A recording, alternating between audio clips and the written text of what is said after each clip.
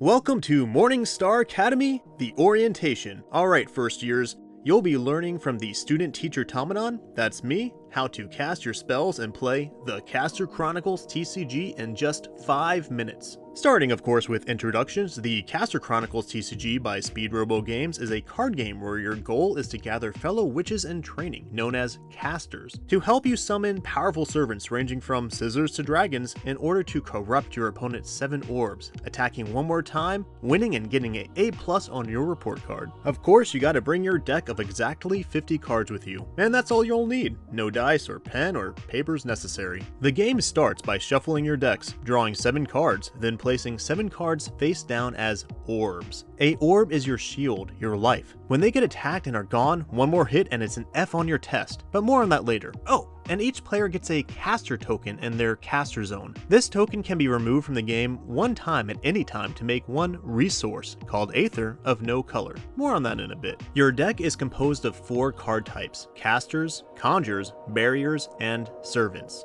Casters are the main resource system in the game, containing the souls of your fellow magical girl students. You can play one caster a turn called Calling into this area on the field. You rest a caster by turning it sideways for a little nap, showing that it's been used. When rested for a resource, a caster creates Aether of a color and number on the bottom left of the card. I'll be referring to this resource as Aether from here on, so take notes, first years. Since each caster card contains part of that specific character's soul, only one with the same name can be on your field at a time. Don't worry though, if you don't have a caster in hand, you can play any card face down as a resource instead. It just won't make a color element of Aether. And this will come up on your exam later. This is important because each conjure, barrier, and servant are a color and need at least one of that same color Aether to be played. Each caster can also rest to use the special abilities that are written on the card to change the tide of the game. It creates interesting gameplay where you have to decide if you're going to hold the caster for the ability later, or if you're going to use that caster to create Aether to build your team. Even cooler is the abilities are quick cast to surprise your opponent on their own turn. Sometimes casters have a character of the same name but it's a level 2, and that can go right on top and create even crazier abilities later and taps for 2 Aether, which is awesome. But for now, the important thing to remember is that casters rest to create the Aether of the color that you need to play the other 3 card types. Conjures are spells you play by resting casters to make Aether equal to the cost in the upper left corner. Do whatever the card says, then place that card into the graveyard. Some conjures have quick cast, meaning you can play them on your opponent's turn. Barriers are longer lasting spells you play by resting casters to make Aether equal to the cost in the upper left corner, placed on the field, and continue to have powerful game altering effects until removed.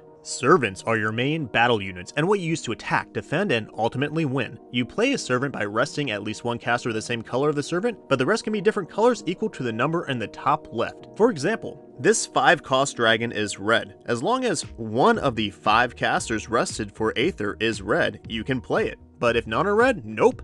And that's why just because any card can be played face down as a caster doesn't make that always the best choice. You might need that color to play something later. Servants can be in 2 different modes. Vertical or recovered is the attack state of servants. In this mode, they can rest or turn sideways to attack an opponent's orb to try and win, or they can attack an opposing servant to swing the game in your favor. Recovered and rested servants use the attack number on the card. Resting shows the servant has been used for the turn. Servants entering recovered can attack the same turn they come into play and actually have to. The second mode, known as reversed, are servants that are placed upside down and use their defense stats. Reverse servants are like your team's blockers. If you have a servant in reverse, your opponent's servants must attack it first before trying for your orbs. All recovered and ready servants must attack in your turn, and you can't choose not to attack. So pay attention to how you place your card. Cards can only be placed from recovered to reversed once per turn, and not change the same turn you play them. When a battle happens, you rest your recovered servant and declare what it is attacking. If you're attacking an opposing rested servant and your attack is higher than their attack, that opposing servant is sent to the graveyard. If your attack is the same or lower, nothing happens. If your opponent has a reversed servant, you must attack it before going for an orb. In this case, if your servant's attack is higher than the opposing servant's defense, the reverse servant goes to the graveyard. If that reverse servant's defense is the same or higher, nothing happens. If it's attacking an orb,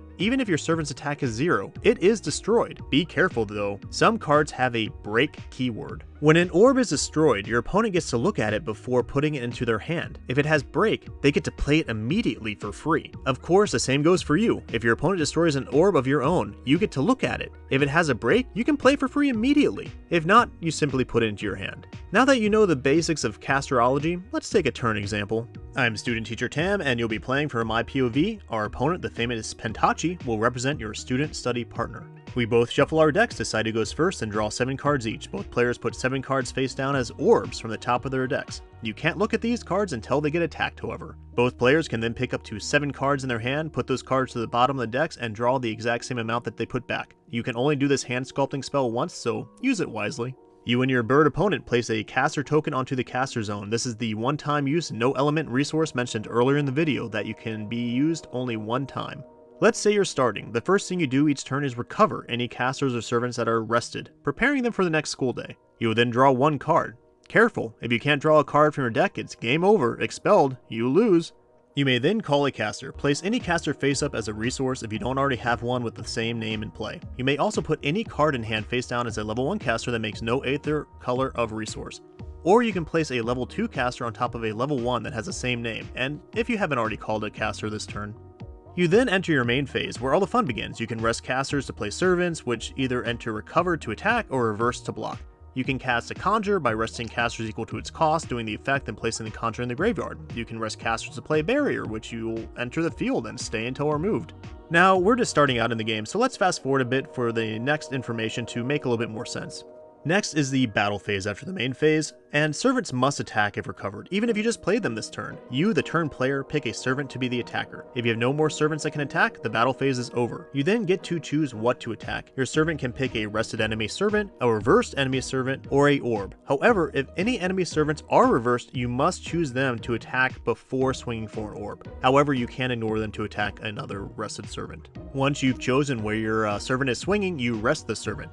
Then do battle calculations, which we covered earlier. Too long, read later, attack is higher than rested servant's attack, it dies. If it's the same, nothing happens. If you're swinging into a reverse enemy, if their defense is the same or higher than your attack, nothing happens. Otherwise, the reverse servant is put into the graveyard. Any amount of damage to an orb, yes, even 0 from an attacking servant, blasts the orb. Now, both you and your opponent can be tricky in the battle phase. Caster rest abilities can be played at any time. Some cards have quick cast that can be played in response as well. Even some servants and barriers have abilities that you can activate quickly if the card states. This is a little confusing, but this is your first time, so don't sweat the small stuff. There's a more comprehensive version of the rules you can find in the links below, or you could even ask your senpai for assistance. Anyway, you keep on resting casters, playing and swinging servants, corrupt all 7 of their orbs, trying to avoid jump scares from break cards, and swing 1 more time and it's GG, you win. Keep all this in mind and you'll be head of the class in no time first year. I'm Tamanon, and you've just been onboarded for the Morningstar Academy. The Caster Chronicles by Speedrobo Games is here in 2026 July, and events will soon to follow. I'm not sponsored, just I love the vibe of the game and hope to make your first game a bit easier to play. I also make anime review videos, con vlogs, Japan trip write-offs, and all sorts of fun things if you want to stick around.